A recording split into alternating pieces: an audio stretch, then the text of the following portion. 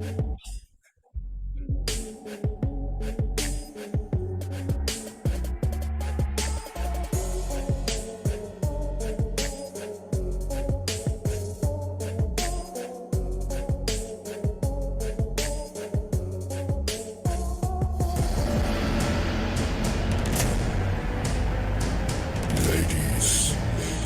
and gentlemen, welcome to the show.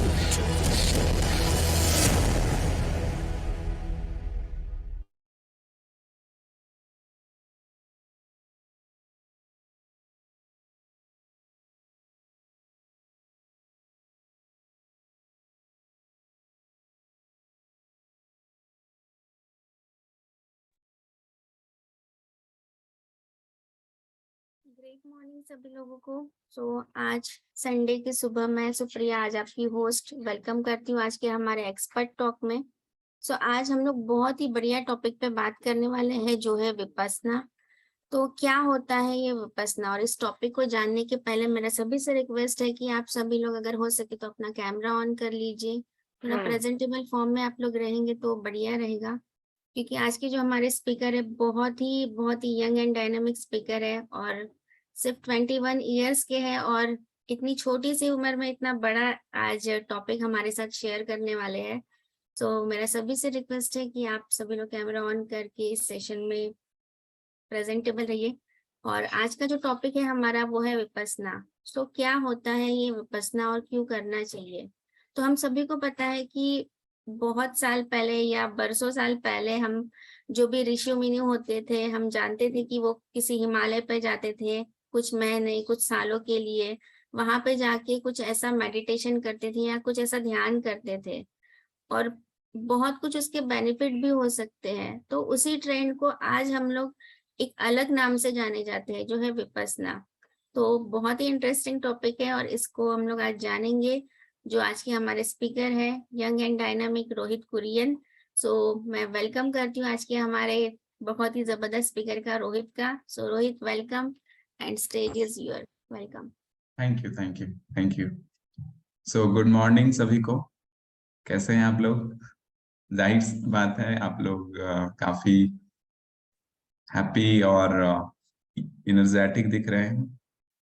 तो आगे बढ़ने से पहले मैं एक सवाल सबसे ये करना चाहूंगा कि विपश्यना के बारे में आपने काफी बार सुना होगा, तो आखिर विपश्यना है क्या?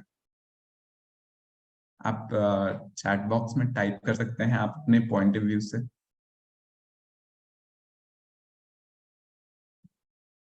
तो मैं वेट कर रहा हूँ चैट बॉक्स में।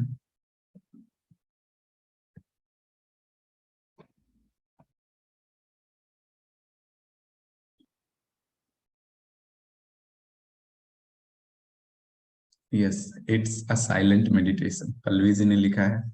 Types of meditation Prashant ji ने लिखा है।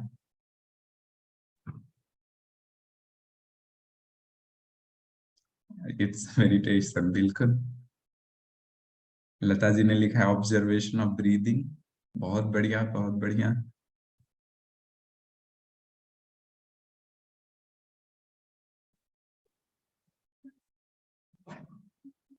तो काफी अच्छे अच्छे जवाब आए हैं। तो in my point of view जो भी विपश्यना है उसका मतलब है कि जो जैसा है उसे उसी रूप में देखना। मीन्स कि जब आप पानी को देखते हो तो पानी जिस रूप में है, शुद्ध रूप में है, तो आप उसे उसी रूप में देखते हो। तो विपश्यना भी यही है कि हमारे शरीर में जो भी हो रहा है, जब भी हम मेडिटेशन करते हैं तो हमारे साथ जो भी होता है उसे शुद्धतम रूप से देखना। विपश्यना जो है वो है दुख। जो विपश्यना जो है इससे दुख मुक्ति का साधना भी बोला जाता है। यह मन को निर्मल करने की ऐसी विधि है जो कि हमें जीवन जीने की कला सिखाती है। विपश्यना हमें यह सिखाती है कि हम किस तरीके से हर सिचुएशन में समता बनाए रखें, अपने आप को स्थिर रखें। क्योंकि जब हमारे पास सुख आते हैं, जब हमारे साथ अच्छी अच्छी चीजें होती है, तो हम बहुत खुश रहते हैं। हमें लगता है कि हम हमेशा मतलब ऐसे ही रहने वाले हैं, लेकिन जैसे ही दुख आता है तो हम बहुत घबरा जाते हैं। तो विपश्यना हमें ये सिखाती है कि हम कैसे दोनों सिचुएशंस में समता बनाए रखें। साथ ही साथ विपश्यना हमें सिखाती है कि हम किस तरीके से अपने समाज में एक प्रतिष्ठित व्यक्ति जैसे सदाचार, हमें सारे धर्म सिखाती है सदाचार का पालन करें। क्या हिंदू धर्म ये नहीं सिखाते कि हमें झूठ बोलना है? वो सिखाती है कि हमें झूठ नहीं बोलना है। हिंदू हो, मुस्लिम हो, बौद्ध हो, वो सारी सिखाते हैं कि हमें सदाचार का पालन करना है। तो सेम यहाँ पे भी विपश्यना में भी हमें सदाचार सिखाया जाता है। यहाँ पे 5 सदाचारों की चर्चा बहुत बार की जाती है, जिसमें पहला आता है जीव हत्या नहीं करना। तो ये सारे धर्म में सिखाए जाते हैं कि हमें जीव हत्या से बचना चाहिए। दूसरा है चोरी हमें नहीं करना चाहिए, वासना से दूर रहना है, असत्य भाषण से बिल्कुल दूर रहना है, और साथ ही साथ नशे जो करते हैं, जो लोग नशा करते हैं, तो उनसे दूर रहना है। तो विपश्यना हमें ये सिखाती है। तो इसे विपश्यना की भाषा में शील बोला जाता है, जो कि हमें पालन करना होता है जब हम विपश्यना मेडिटेशन करते हैं। तो ये सारे फायदे हैं। और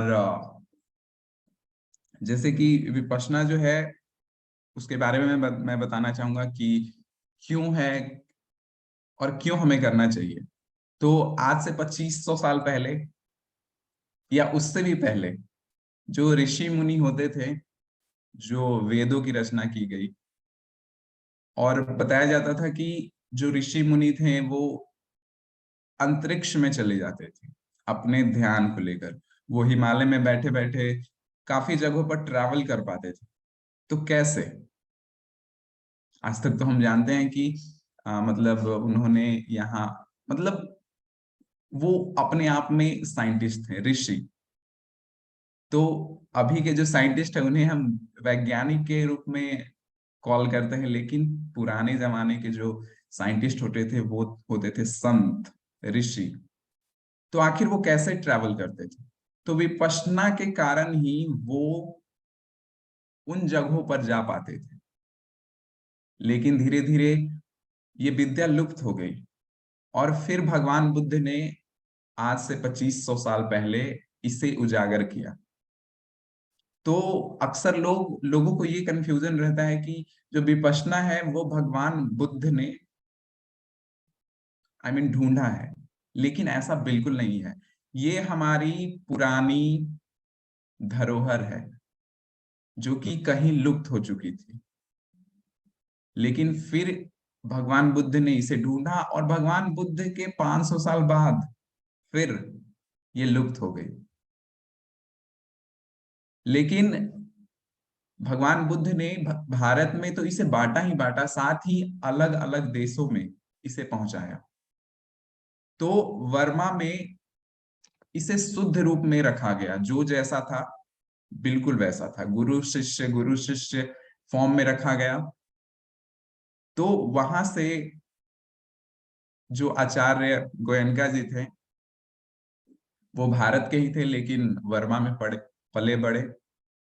तो वहां से वो विपासना मेडिटेशन को इंडिया में लाए, और फिर उसके बाद आज हम विपश्यना को जान पा रहे हैं। तो लोगों में ये भी मिथ रहती है कि ये जो विपश्यना है वो नई नई मेडिटेशन है, लेकिन ऐसा बिल्कुल भी नहीं है। ये बहुत पुरानी मेडिटेशन है, लोग इसके बारे में नहीं जानते थे, तो जिसके कारण ये लुप्त हो चुकी थी और काफी सारे मिलावटें आ चुकी थी। तो अभी ये जो इसका सेंटर्स है 170 सिटीज में है। और दूसरी बात कि विपश्यना में होता क्या है, आखिर 10 दिनों तक वो वहां पे हमें रखते हैं। आई मीन एक कैदी तो नहीं कह सकते, लेकिन हमें 10 दिनों तक वहां जाना होता है। तो 10 दिनों में हम सीखते हैं 3 चीजें: शील, समाधि, प्रज्ञा। तो शील के बारे में आप जानते हैं, सदाचार। तो सदाचार के 5 नियम जो कि हमें पालन करने होते हैं। पहला जो है वो है झूठ नहीं बोलना होता। जैसे हम घर पे रहते हैं तो किसी से बातें करते हैं तो कहीं ना कहीं झूठ निकल जाते हैं, या हम बड़ी बड़े डी बड़ी बड़ी जो है वो डींगे हाँकते हैं, तो वहां पे उससे बचा जाता है। क्यों? क्योंकि सारा जो गेम है वो हमारे थॉट्स का होता है। तो हमारे माइंड में थॉट्स आते जाते हैं, आते जाते हैं। तो हम खुद को वहां पे देख नहीं पाते। इसी के कारण वहां पे आर्यमौन की विधि अपनाई जाती है। आर्यमौन मीन्स कि आप वहां पे ना ही किसी से बातें कर सकते हो, मौखिक, लिखित, सांकेतिक। आप किसी से आई कांटेक्ट भी नहीं कर सकते। तो इसका बहुत बड़ा फायदा होता है, क्योंकि जब 10 दिनों तक हम बातें नहीं करते तो नई नई थॉट्स नहीं आते। जैसे अगर हम किसी टॉपिक्स पे अभी बात कर रहे हैं विपश्यना पे, तो आपके अंदर तो ये शब्द जा रहे हैं कि विपश्यना क्या है, कैसे करना है। तो इसके रिलेटेड जो थॉट्स हैं वो आएंगे ही आएंगे। तो 10 दिनों तक कुछ नहीं बोलना होता, जिसके कारण हमारा जो थॉट आने का प्रोसेस होता है वो थोड़ा धीमा पड़ जाता है, जिसके कारण हम अच्छे से मेडिटेट कर पाते हैं। दूसरा जो है वो है जीव हत्या। 10 दिनों तक हम एक साधु की, एक संत की तरह जीते हैं वहां पे। जीव हत्या से हम बचते हैं। तो वहां पे जीव हत्या ना करने हेतु वहां पे हमें शाकाहारी भोजन खिलाया जाता है, बिल्कुल शुद्ध रूप में। फिर है ब्रह्मचर्य का पालन करना।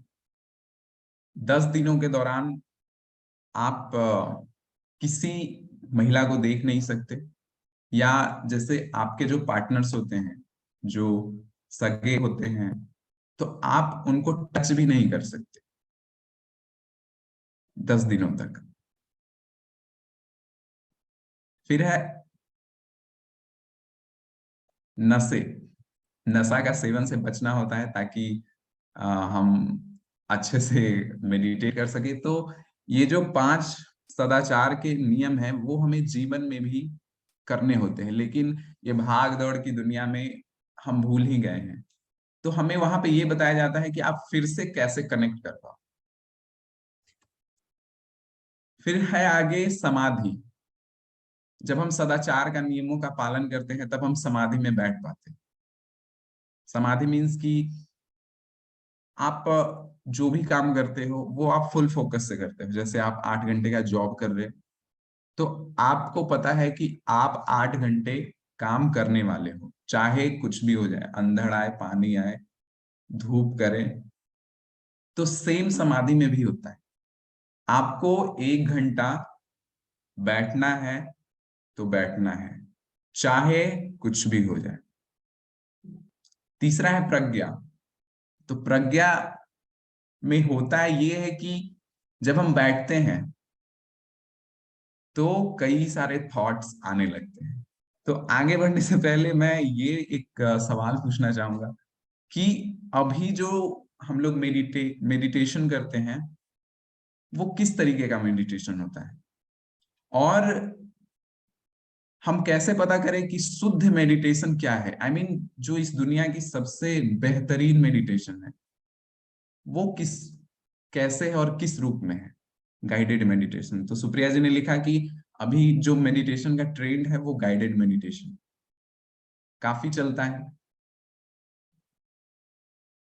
और कोई?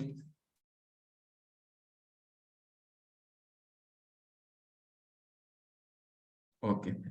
तो हम अभी गाइडेड मेडिटेशन करते हैं, जैसे कि हम YouTube पे जाते हैं, वहां पे कुछ सर्च करते हैं मेडिटेशन, तो काफी सारे मेडिटेशंस आ जाते हैं। तो वो हमें इंस्ट्रक्शन देते हैं और जैसे जैसे वो इंस्ट्रक्शन देते हैं हम वैसे ही करते हैं।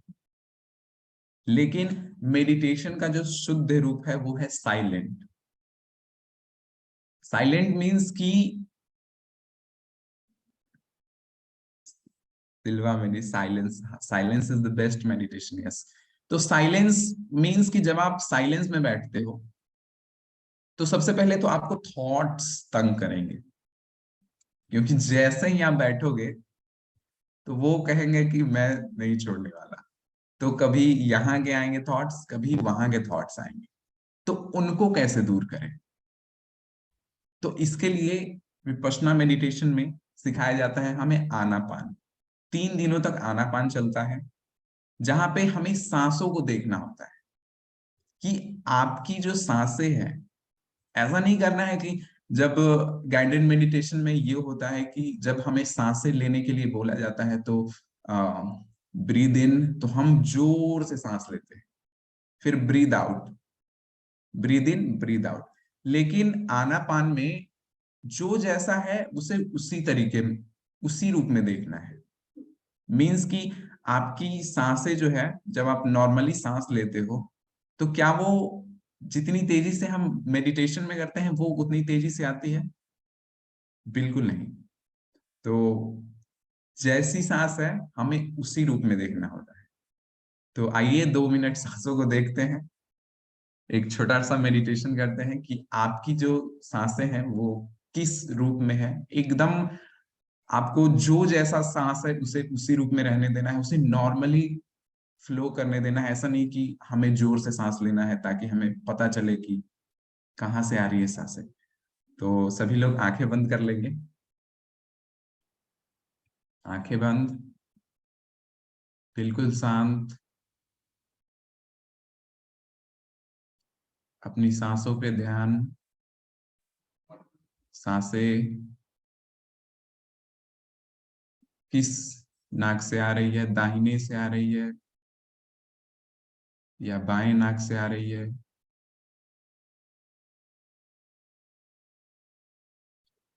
अगर पता नहीं चले तो थोड़ा सा सांस को तेज कर सकते हैं, ताकि ये पता चले कि सांस दाहिनी नाक से आ रही है या बाहिनी से आ रही है, दाएं से निकल रही है या बाएं से निकल रही है।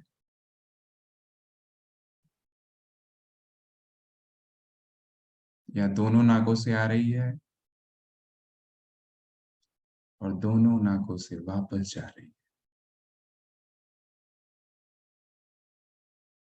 सांसों पे फोकस।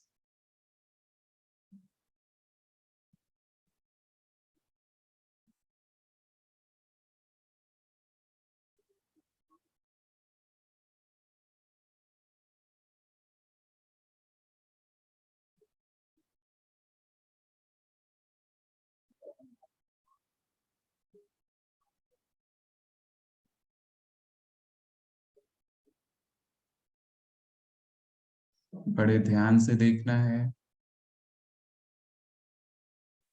सांसें आ रही है, सांसें जा रही है।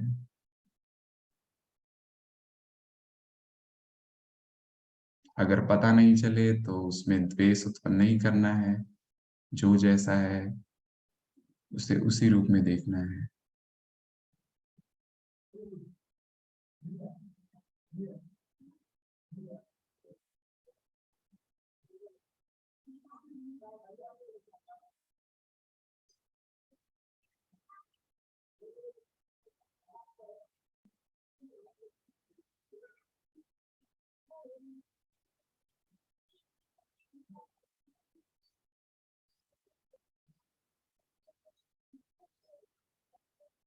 अब धीरे से आंखें खोल लेंगे।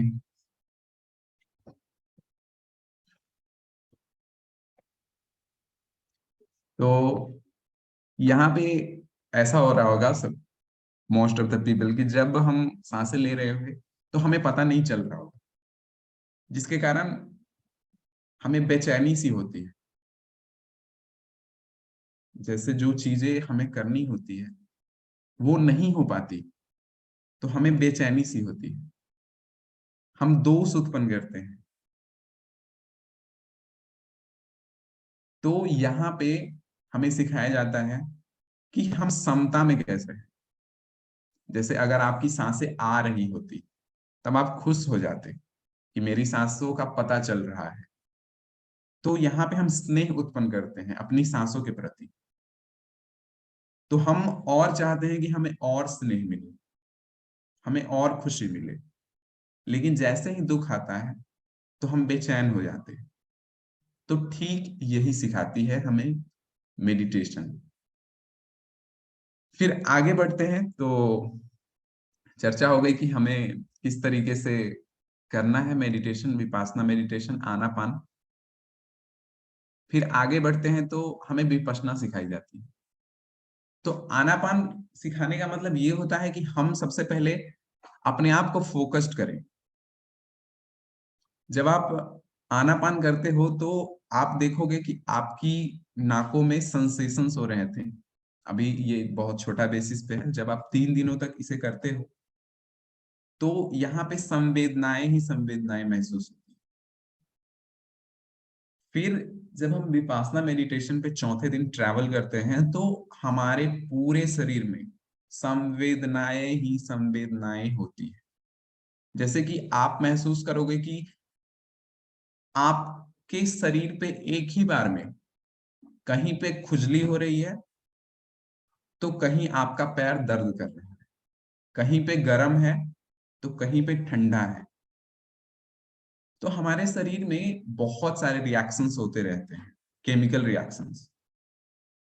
तो उन्हें हमें देखना है, और जब हम उन्हें शुद्ध रूप में देखते चले जाते हैं तो हम जीवन की गहराई को समझ पाते हैं। तो पुराने जमाने में जो ऋषि मुनि जो थे वो भी इसी तरीके से ट्रैवल किया करते थे। वो अपने मन को, जैसे आपको किसी बात को लेकर परेशानी रहती है तो आप ऊपरी ऊपरी तो जैसे परेशानी आई, हमें गुस्सा आया तो हमें बताया गया है कि हम लंबी लंबी सांसें लें। जैसे हमें गुस्सा आता है तो हम 1 2 3 4 करके सांसें ले लेते हैं, तो उससे गुस्सा हमारा शांत हो जाता है। लेकिन इसी को अभी और एडवांस में कर दिया जाए तो हम चैंटिंग करते हैं राम का, कृष्ण का, ओम का। तो 1 2 की जगह अब जो ये जो चैंटिंग्स हैं वो आ गए। तो ये भी हमें वो सुकून देता है ताकि हम अपने गुस्से को कम करें। लेकिन फिर वो गुस्सा आता है। अगर आप किसी भी बात को लेकर एक बार गुस्सा करते हो तो वो गुस्सा फिर आता है। तो इसे अंदर से कैसे खत्म करें? तो जब भी हमें गुस्सा आता है तो हम द्वेष उत्पन्न करते हैं, और जब द्वेष उत्पन्न होता है तो हमें बेचैनी होती है। तो जब आप इस तरीके का करते हो, जैसे गुस्सा आया हमें, और हमें देखना है गुस्से के प्रति ना ही हमें स्नेह उत्पन्न करना है ना ही हमें दुख उत्पन्न करना है। हमें देखना है कि गुस्सा आया है, कुछ देर ठहरेगा और फिर वापस चला जाएगा। जिस तरीके से बताया जाता है कि पतझड़, वसंत, जैसे पतझड़ आते हैं फिर चले जाते हैं, वसंत आते हैं फिर चले जाते हैं, सेम उसी तरीके से गुस्सा आया है वो चला जाएगा, आप उस पर रिएक्ट मत करो। लेकिन ये ऊपरी ऊपरी बातें जो है वो बहुत अच्छी लगती है। अंदर से कैसे पता करें? तो ये सिखाती है विपश्यना मेडिटेशन कि आप अपने मन को अंदर से किस तरीके से शुद्ध कर सकते हैं। जैसे बोलते हैं बहुत सारे धर्म ग्रंथ में कि मुक्ति मिल जाएगी।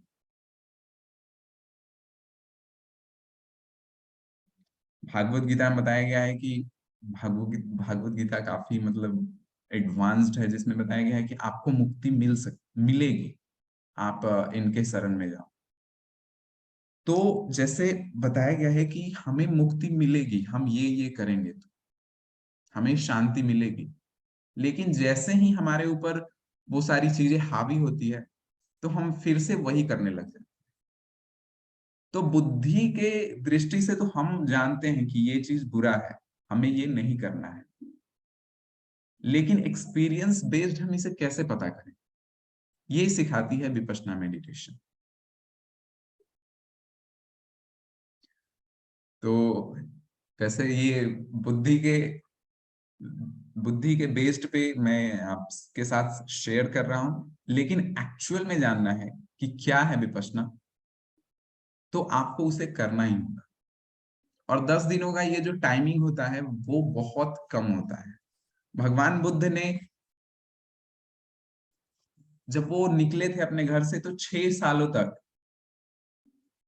भटकते रहे, कहीं गुफाओं में मेडिटेशन किया, लेकिन अंत में वो हमारे बिहार के बोध गया में बोधि वृक्ष के नीचे, खुली आसमानों के नीचे उन्होंने आसन ग्रहण किया और ये शपथ लिया कि जब तक मुझे विपश्यना प्राप्त नहीं हो जाता तब तक मैं इस समाधि को छोड़ूंगा नहीं। और उस दिन उनको विपश्यना मिली, और जिसको विपश्यना मिल जाती है वो उसे बांटता है। 35 साल की उम्र में उनको विपश्यना मिली और 85 साल तक उन्होंने इसे डिस्ट्रीब्यूट किया। तो विपश्यना एक ऐसी साधना है कि जिसे आप अगर सीख जाते हो तो आपको लगता है कि आप इसे बांटोगे, जैसे आपके अंदर से वो आएगा कि अब मुझे इसे लोगों तक पहुंचाना है। तो एक एक बहुत ही शुद्ध रूप में मेडिटेशन है जो कि हम अपने आप को बहुत ग्रैटिट्यूड कर सकते हैं कि ये फिर से हमारे पास आई है और हम फिर से विश्व गुरु बनने वाले हैं, ये तो तय है। क्योंकि जो विपश्यना मेडिटेशन है वो कई देशों में 170 सेंटर हैं, विदेशों में बहुत तेजी से ये बढ़ रहा है। अब आता हूं मैं अपनी एक्सपीरियंस की मैं क्यों गया विपश्यना। तो जैसा कि सभी के साथ होता है, थॉट्स का बमबारी चलते रहता है, क्या करना है लाइफ में वो भी पता नहीं चलता। जैसे ही हम बैठते हैं कि पॉजिटिव पॉइंट और नेगेटिव पॉइंट को लेकर, तो हम उलझ जाते हैं। तो वहां से मुझे काफी सारी चीजें क्लियर हुई। और जो लोग मतलब विपश्यना जाना चाहते हैं उनके लिए कि कैसे जाएं, क्या कोई इस सवाल का जवाब पाना चाहता है कि किस तरीके से हम विपश्यना जा सकते हैं?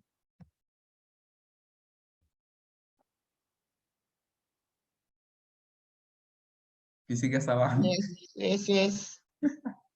बिल्कुल बिल्कुल। तो हम विपश्यना कैसे जाएं? तो ये हर सिटीज में है। आप चाहे दिल्ली में हो, मुंबई में हो, बिहार में हो, यूपी में हो, ये हर सिटीज में है। आपको आप या तो 2 तरीके से वहां पे रजिस्ट्रेशन कर सकते हो, आप ऑफलाइन कर सकते हो या ऑनलाइन कर सकते हो। तो ऑनलाइन अगर आपको करना है तो आपको dhamma.org पे जाना है। एक साइट है dhamma.org, आपको वहां पे सारा इंफॉर्मेशन मिल जाएगा कि किस तरीके से आपको वहां पे रजिस्टर करना है। तो रजिस्टर करने से पहले आपकी जो उम्र है वो 20 साल से ऊपर होनी चाहिए। तो मेरी जो रजिस्ट्रेशन है वो 2 बार रिजेक्ट हो चुकी थी। ये तीसरी बार जब मैंने इस रजिस्टर किया तो मुझे मिला। तो 10 दिनों में क्या होता है? यस यस यस, मैं चैट बॉक्स में पुट कर देता हूँ। तो टोटल मिला के इसकी जो साधना होती है वो 11 दिन की होती है। जैसे कि आप अगर आपकी विपश्यना 3 तारीख से शुरू होती है तो 14 तारीख तक चलेगी। तो सबसे पहले जब आप वहां पे जाते हो तो आपको पहले दिन यानी 3 तारीख के पहले दिन आपको 5 बजे से पहले सेंटर्स पे पहुंच जाना है। सेंटर्स पे जाने से पहले पैकिंग किस तरीके से करनी है, तो पैकिंग के लिए आप शॉर्ट्स नहीं ले जा सकते। पुरुषों के लिए आप शॉर्ट्स नहीं ले जा सकते, आपको हल्की कपड़े ले जाने हैं, जैसे जो पहनने में कंफर्टेबल हो। जैसे जींस को आप अवॉइड कर सकते हो। साथ ही साथ आप अपने पर्सनल केयर के चीजें ले जा सकते हो, ब्रश, ये सारी चीजें, साबन, तो वो हो जाती है। और आपको 5 बजे से पहले एंट्री मिल जाती है। फिर उसके बाद जब आप वहां 5 बजे पहुंचते हो तो वहां पे इंस्ट्रक्शन दिया जाता है कि हमें आर्य मौन का पालन करना है अगले 10 दिनों तक। साथ ही साथ हमें खाने का शेड्यूल के बारे में बताया जाता है कि आपको इतना बजे खाना मिलेगा। अगर उस टाइम पे आपने नहीं खाया तो दोबारा आपको खाना बिल्कुल नहीं मिलेगा।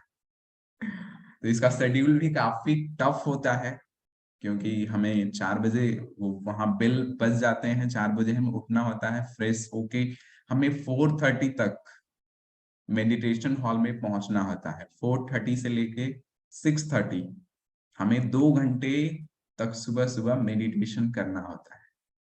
6:30 के बाद हमें 45 मिनट्स का ब्रेकफास्ट ब्रेक मिलता है। ब्रेकफास्ट में आपको फ्रूट्स, मिल्क, टी, फिर जो हल्के भोजन होते हैं वो आपको मिल जाते हैं।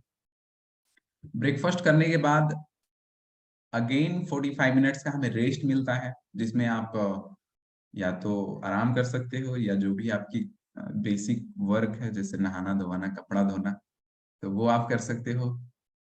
फिर ठीक 8 बजे से फिर शुरू होती है मेडिटेशन की जर्नी, 8 से 11। तो ऐसा नहीं है कि वो 8 से 11 3 घंटे बैठा के रखते हैं। हर 1 घंटे में हमें 5 मिनट का ब्रेक मिलता है। जैसे 50 मिनट्स या 55 मिनट्स के बाद हमें एक ब्रेक मिलता है, तो 3 घंटे में 3 ब्रेक्स मिल जाते हैं। 11 बजे के बाद हमें फिर लंच के लिए बुलाया जाता है। लंच के लिए हमें 1 घंटे का टाइम मिलता है, और लंच में भी हमें शुद्ध भोजन मिलता है, जैसे पूरा शाकाहारी, तेल मसाला बिल्कुल कम। आप जैसे मैं वहां पे गया था तो मेरा वजन 2 किलो शायद कम हो गया था। वैसे मैं पतला हूँ, मैं और पतला हो गया था। घर वाले कहीं खाता नहीं था क्या? तो काफी लाइट भोजन मिलता है, ताकि हम ज्यादा देर अपने आप को मस्त, मतलब सिर्फ जीने के लिए हमें खाना मिलता है। वैसे आप खा सकते हो। शुरुआत में गया तो 2 दिन तो जम के गया, तीसरा दिन से वो खुद ब खुद स्लो हो जाता है, क्योंकि आपको नींदें आती है जब आप बहुत ज्यादा भोजन करते हो। तो फिर 12 बजे के बाद हमें एक अपॉर्चुनिटी मिलती है हमारे आचार्य से मिलने की, जहाँ पे आपके साथ जो भी प्रॉब्लम्स आ रहे हैं, जैसे काफी सारे लोगों का ये क्वेरीज रहता था कि जब बैठता हूँ तो थॉट्स आते हैं, ये होते हैं, पैर दर्द करता है, तो आप वहां बातें कर सकते हो। फिर 1 बजे से 5 बजे तक यानी 4 घंटे का फिर से काम शुरू। हर 1 घंटे में हमें 5-5 मिनट का ब्रेक मिलता था। पानी पी लो, वॉशरूम कर लो। तो फिर 4 घंटे हमें लगातार कंटिन्यू करने के बाद फिर 5 बजे हमें टी ब्रेक मिलती थी। टी ब्रेक में आपको दूध, थोड़ा सा नाश्ता, बिस्किट, फल, फ्रूट्स मिल जाते थे। 1 घंटे का वो टी ब्रेक होता था, जहाँ पे आप ट्रैवल भी कर, आई मीन वॉकिंग जो होती है वो हम लोग करते थे। फिर 6 बजे के बाद 6 से 7 1 घंटे का मेडिटेशन होता था, और 7 बजे के बाद प्रवचन, डिस्कोर्स शुरू होता था आचार्य गोयनका जी का। तो वो जो प्रवचन होता था वो 7 से 8:30 तक चलता था, और 8:30 के बाद फिर आधे घंटे का हम लोग मेडिटेशन करते। और 9 बजे के बाद अगर आपके क्वेश्चंस हैं तो आप आचार्य जी से 9:30 तक पूछ सकते हो। अगर क्वेश्चन नहीं है तो 9 बजे आपकी छुट्टी हो जाती है। और यही शेड्यूल पूरे 10 दिनों तक हमें फॉलो करना होता है।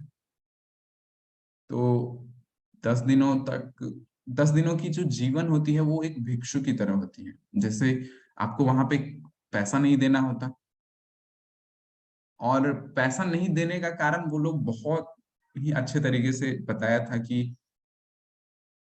भिखारी जो होता है, एक भिखारी और एक भिक्षुक के बारे में उन्होंने बताया कि एक एक जो भिखारी जो होता है वो काम ना करने की डिनर तो डिनर कितने बजे मिलेगा तो क्वेश्चन पल्लवी जी का है कि डिनर कितने बजे, डिनर आपको 5 बजे मिलेगा और 5 बजे डिनर में आपको थोड़े से बहुत 2 केले मिलेंगे, अगर फ्रूट्स मिल रहे हैं 2 केले मिल रहे हैं तो 2 केले मिलेंगे, और अगर सेब है तो 1 सेब, 1 गिलास दूध जो कि 200 ग्राम का होता है, और कुछ स्नैक्स मिल जाते थे, बिस्किट। इसके अलावा आपको कुछ नहीं मिलेगा। और जो पुराने साधक होते हैं जो दोबारा जाते हैं उनको 11 बजे खाना खाने के बाद सीधे जो टी ब्रेक होता है उनको उसमें सिर्फ नींबू पानी मिलता है। ये समझ लो, अगर दोबारा जाओगे तो 2 किलो नहीं 5 किलो वजन कम हो जाएगा। और हाँ, दूसरी है कि फोन बंद रहता है 10 दिन। बिल्कुल बिल्कुल, आपका जो फोन है वो गेट पे ही ले लिया जाएगा जब आप एंट्री करते हो, सारे इलेक्ट्रॉनिक सामान। फिर आपको कोई बुक्स नहीं ले जाना होता, जैसे धार्मिक बुक्स हो गया। आपको पेन पेपर बिल्कुल नहीं ले जाना है क्योंकि लिखना होता ही नहीं। फिर हमें वहां पे पूजा पाठ या धर्म कांड जो होता है, जैसे लोग चैंटिंग करते हैं भगवान की आरती, तो वहां 10 दिनों तक बिल्कुल अवॉइड करना होता है। वो कहते हैं कि आप मेरे पास 10 दिन आए हो, आप जो भी मानते हो, जिस भी धर्म से हो, आप उसको साइड में रखो 10 दिनों तक, और 10 दिनों तक मैं जो बताता हूँ वो करो। तो ये हो गया। और मैं कहाँ पे था, हाँ, हमारा डिनर रात का रात 9 बजे हमें वो छुट्टी मिल जाती थी। तो यही चीजें 10 दिनों तक चलती रहती है। और भिखारी और भिक्षुक के बारे में बता रहा था। तो भिखारी जो होता है वो काम ना करने की वजह से भीख मांगता है, लेकिन एक भिक्षु जो होता है वो अपने अहंकार को मिटाता है। तो वहां पे हमें एक भिक्षु की तरह ही भिक्षु की तरह ही जीवन जीते हैं। जैसे हमें वहां पे 1 रुपया नहीं लिया जाता। अगर वहां पे डिमांड किया जाता कि आपको इतना देना है, तो वो तो होटल हो जाता। आप वहां पे कहते कि खाना अच्छा नहीं है, नमक नहीं था, तो आप ये चीजें बिल्कुल नहीं बोल सकते क्योंकि खाना जो होता है वो फ्री का होता है। तो आपको जो मिलेगा 10 दिनों तक वही खाना होता। दूसरी चीज है कि अहंकार। जैसे आप वहां पे जो भी चीजें यूज कर रहे हो, आप सो रहे हो, बेड यूज कर रहे हो, वो भी दूसरे का है। किसी के डोनेशन पे आप यहाँ पे रह रहे हो, तो आपके अंदर अहंकार आएगा ही नहीं है, आएगा ही नहीं। जब हम घर पे रहते हैं तो हमारा घर है, मेरा घर है, ये आसक्ति है हमारी कि मैं हूं, ये मेरा शर्ट है, ये मेरा लैपटॉप है। तो वहां पे आपको आसक्ति आएगी ही नहीं, अहंकार जो है वो आएगा ही नहीं। तो अहंकार से दूर रहना होता है। जब जो भी चीजें आप यूज करो सुबह से लेके शाम तक, वो दूसरे के डोनेशन पे ही होता है। तो ये बहुत ही बढ़िया मुझे लगा कि एक भिक्षु की तरह जिंदगी हम कैसे जी सकते हैं। और दूसरी चीज है कि आप वहां पे जाओ, क्योंकि आपको बताया जा रहा है कि स्विमिंग कैसे करना है। स्विमिंग में आपको ये चीजें करनी है, लेकिन जब तक आप कूदोगे नहीं तो पता कैसे चलेगा। तो मेरी सबसे यही रिक्वेस्ट है कि आप अपनी जिंदगी में एक बार विपश्यना जरूर जाएं, टाइम निकालें। और इससे बहुत बेनिफिट होता है। इससे आपके असाध्य रोग सही हो सकते हैं। असाध्य जैसे रोग की अगर मैं बारे में बात करूं, तो जैसे कि जब हम लोग वहां पे पहुंचे, 3 दिनों तक आनापान चलता रहा, 4 दिनों तक, 5 दिनों तक, तो जब हम कंटिन्यू 9 घंटे या 10 घंटे बैठते हैं एक साधना में, तो आप समझ रहे होंगे जैसे कि क्या होता है पैरों का। आप 10 मिनट बैठ के देखो, 10 मिनट में पता चलेगा कि किस तरीके से वो हमारे साथ रिएक्शन करते हैं। तो जब हम लोग बैठते थे तो काफी दर्द होता था, लेकिन जब हमें विपश्यना दी गई तो उसमें बताया गया कि हम जो चीजों को है वो भोक्ता भाव से देखते हैं। जैसे हमारे शरीर में कहीं पे पेन शुरू हुआ तो हम उसके प्रति कंप्लेन तो करते ही हैं कि अब पेन शुरू हुआ, बचाओ रे, दवा लाओ, ये करो वो करो, यहाँ दर्द कर रहा है। मतलब आप व्यक्तियों को बोलते हो, किसी से बोले कि मुझे पेन है, मुझे पेन है, तो आप भोक्ता भाव से देख रहे हो, जैसे आप उसको भोग रहे हो। लेकिन वहां पे बताया गया कि आप उसको दृष्टा भाव से देखो।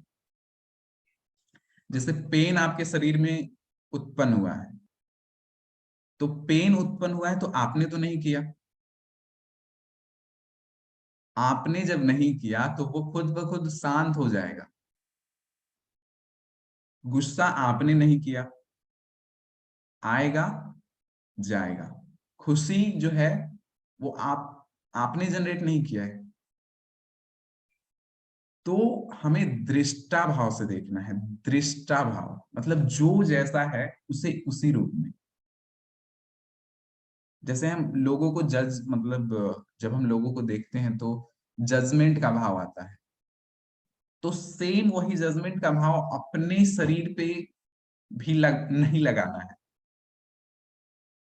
जैसे जो भी चीजें अगर होती है तो हम मतलब अगर हमारे साथ कुछ अनहोनी होती है तो हम एकदम विचलित हो जाते हैं, तो हम उससे भोग रहे हैं, बार बार भोग रहे हैं। तो जब आप इसे दृष्टा भाव में कन्वर्ट करोगे, और कुमार सर हमेशा एक बात कहते हैं कि अगर आपको जैसे उनको फीवर होता है तो वो बताते हैं कि वो अपना काम कर रहा है, तुम अपना काम करो। तो इस शब्द को विपश्यना में मैंने काफी दिनों तक एक्सपीरियंस किया, और उसके बाद रिजल्ट्स मिलते हैं। जैसे 5 दिनों तक सभी लोगों की हालत खराब थी, कई लोग तो भाग चुके थे। 10% रेशियो था, 50 में 7 से 8 लोग भाग चुके थे। तो बहुत दर्द होता है, मन की ऑपरेशंस होती है वहां पे।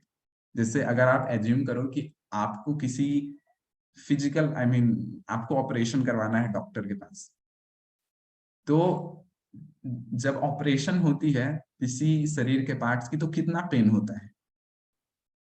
तो सेम वहां पे मन का ऑपरेशन होता है, बहुत दर्द होता है, इससे 1000 गुना। मतलब जो हमारे फिजिकल पेन होते हैं उससे बहुत बहुत बहुत बहुत ज्यादा। क्योंकि हम किसी के प्रति, अपने ही प्रति एक आसक्ति की भावना लगाए होते हैं कि मैं मेरा मेरा मैं, और उसको नष्ट करना होता है, उसको अंदर तक देखना होता है कि आखिर क्यों। तो बहुत पेन होता है जब आप देखोगे कि कुछ नहीं है, अंदर तक गुस्से को देखोगे कि आखिर वो जनरेट कैसे हुआ। तो वहां पहुंचने के लिए आपको बहुत अंदर तक जाना होता है, और उसमें बहुत पेन होता है। जैसे हम कोई गेम खेलते हैं तो लेवल्स अप्स होते जाते हैं, तो हम एक लेवल को जैसे पार करते हैं तो वो टफ हो जाता है, फिर टफ हो जाता है। तो सेम यहाँ पे भी होता है, बहुत पेन है 10 दिनों तक। और बताया जाता है कि 10 दिन तो कुछ नहीं है, जब तक आप इसे 30 या 35 दिनों का और 45 दिनों का भी वो कोर्सेस आते हैं, वो नहीं करोगे तब तक शुद्ध रूप में आपको नहीं मिलेगा। तो 10 दिन ये जो है, ये आप कह सकते हो ब्रेकफास्ट है। लंच के लिए आपको और भी घर पे प्रैक्टिस करना होता है, और काफी सारी चीजें हैं जो कि मैं शब्दों में तो शायद नहीं कर सकता, वो क्योंकि एक्सपीरियंस्ड है, अंदर तक अंदर की एक्सपीरियंस। तो आपको जब भी मौका मिले आप जाओ। और दूसरी चीज की लोग कहते हैं टाइम नहीं है, आप वहां पे जब जाओगे तो आपके साथ काफी सारी अच्छी चीजें होगी। आप अगर आप बिजनेस करते हो तो जाहिर सी बात है कि बिजनेस आपका बढ़ेगा ही बढ़ेगा, ये एकदम प्रूव्ड है। आपको अगर किसी भी प्रकार की बीमारियां है तो आप वहां पे देखो। और मैंने एक मतलब अपना एक एक्सपीरियंस बताना चाहता हूँ बीमारियों को लेकर। तो कॉन्स्टिपेशन का मेरा थोड़ा इश्यू होता है, तो जब मैं वहां पे गया तो 3-4 दिनों तक मुझे मतलब वो कॉन्स्टिपेशन का हुआ। फिर उन्होंने बताया कि आप उसे दृष्टा भाव से देखो, आप उस पे फोकस्ड किए रहते हो कि मेरे साथ ये हो रहा है। आप कहीं भी जाते हो तो जैसे घर में अगर सुबह कुछ हो गया तो सारा दिन उसी के बारे में सोचना और पूरा दिन खराब। तो यहाँ पे आप देख सकते हो कि चलो वो आया और गया।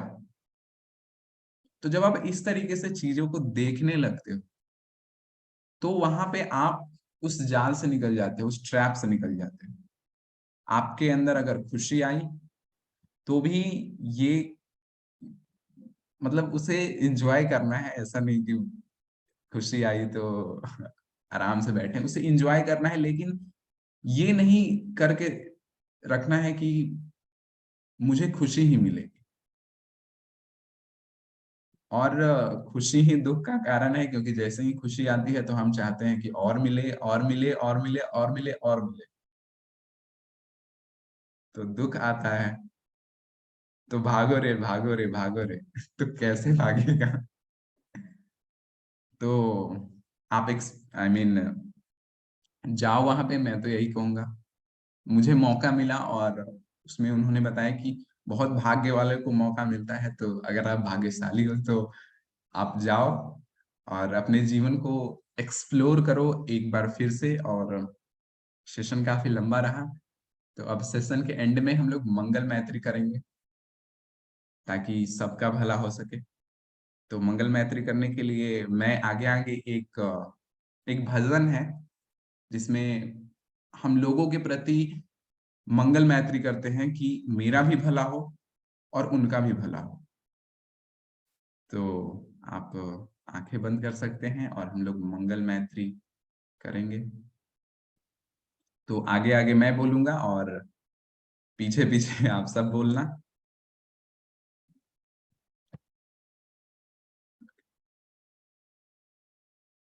ते आप चाहे तो अनम्यूट कर सकते हैं अपने आप को। तेरा मंगल तेरा मंगल तेरा मंगल हो ये। होए रे आप पीछे पीछे पीछे पीछे बोल सकते हो। सबका मंगल होए रे, सबका मंगल सबका मंगल सबका मंगल हो। हो रे, सबका मंगल सबका मंगल सबका मंगल